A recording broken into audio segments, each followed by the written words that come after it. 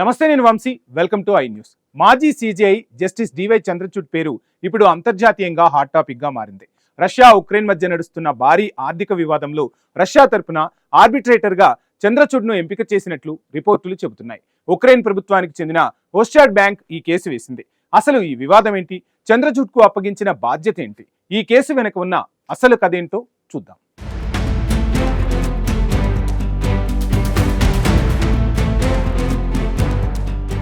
మాజీ CJI justice DY Chandrachud ఇప్పుడు మరోసారి వార్తల్లోకి వచ్చారు. అయితే ఈసారి విషయం భారతదేశానికి సంబంధించినది కాదు. రష్యా ఉక్రెయిన్ మధ్య జరుగుతున్న అంతర్జాతీయ ఆర్బిట్రేషన్ కేసులో ఆయన పేరు తెరపైకి వచ్చింది. ఉక్రెయిన్ ప్రభుత్వానికి చెందిన ఓస్టాడ్ బ్యాంక్ రష్యాపై పెట్టుబడుల వివాదానికి సంబంధించి అంతర్జాతీయ ఆర్బిట్రేషన్ను ఆశ్రయించింది. ఈ కేసులో రష్యా తన తరపున ఆర్బిట్రేటర్గా మాజీ సీజేఐ చంద్రచూడ్ను ఎంపిక చేసినట్లు తాజా రిపోర్టులు చెబుతున్నాయి.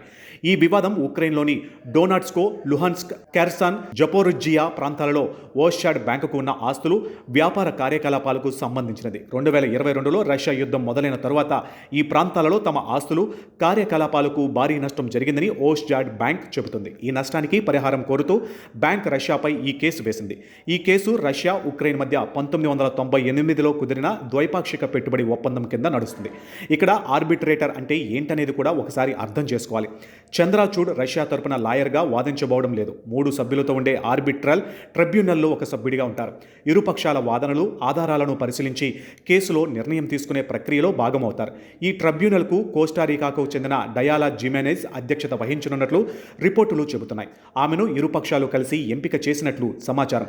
ఇక ఓస్టాడ్ బ్యాంక్ తన తరపున Greek arbitrator, national university of Singapore professor Stavros బ్రేకౌలాకిస్ను ఎంపిక చేసుకుంది. అంటే ఒకవైపు రష్యా ఎంపిక చేసిన చంద్రచూడ్, మరోవైపు ఓస్టాడ్ బ్యాంక్ ఎంపిక చేసిన ఆర్బిట్రేటర్. వీరిద్దరితో పాటు ట్రిబ్యునల్కు అధ్యక్షత వహించే మరో ఆర్బిట్రేటర్ ఉంటారు.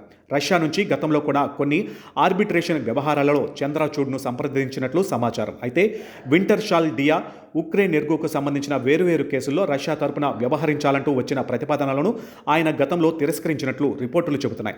ఆ తర్వాత ఆర్బిట్రేటర్ల ఎంపికకు సంబంధించిన ఒక బాధ్యత నుంచి కూడా ఆయన తప్పుకున్నట్లు సమాచారం. అప్పట్లో తనకు వచ్చిన కమ్యూనికేషన్లను వెల్లడించిన తర్వాత ఈ నిర్ణయం తీసుకున్నట్లు తెలుస్తుంది. అయితే ఇప్పుడు మాత్రం రష్యా ఎంపిక చేసిన ఆర్బిట్రేటర్గా ఈ కేసులో ఆయన బాధ్యత తీసుకున్నారు. ఇక ఓస్టాడ్ బ్యాంక్ క్లెయిమ్ విలువ కూడా భారీగానే ఉంది. ఈ కేసు $100 మిలియన్ పరిధిలో ఉందని రిపోర్టులు చెబుతున్నాయి. భారత మాజీ సీజీఐ ఒక అంతర్జాతీయ పెట్టుబడి వివాదంలో ఆర్బిట్రేటర్గా ఉండడం ఇదే ఇప్పుడు అందరి దృష్టిని ఆకర్షిస్తుంది. ముఖ్యంగా రష్యా ఉక్రెయిన్ యుద్ధం నేపథ్యంలో ఇలాంటి కేసులకు అంతర్జాతీయ స్థాయిలో చాలా ప్రాధాన్యత ఉంది.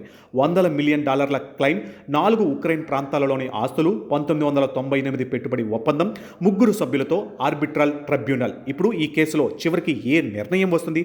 ఓస్టాడ్ బ్యాంక్ కోరుతున్న పరిహారం దక్కుతుందా, లేక రష్యా వాదనకు బలం వస్తుందా అనేది ఆర్బిట్రేషన్ ప్రక్రియ పూర్తయ్యాకే తెలుస్తుంది.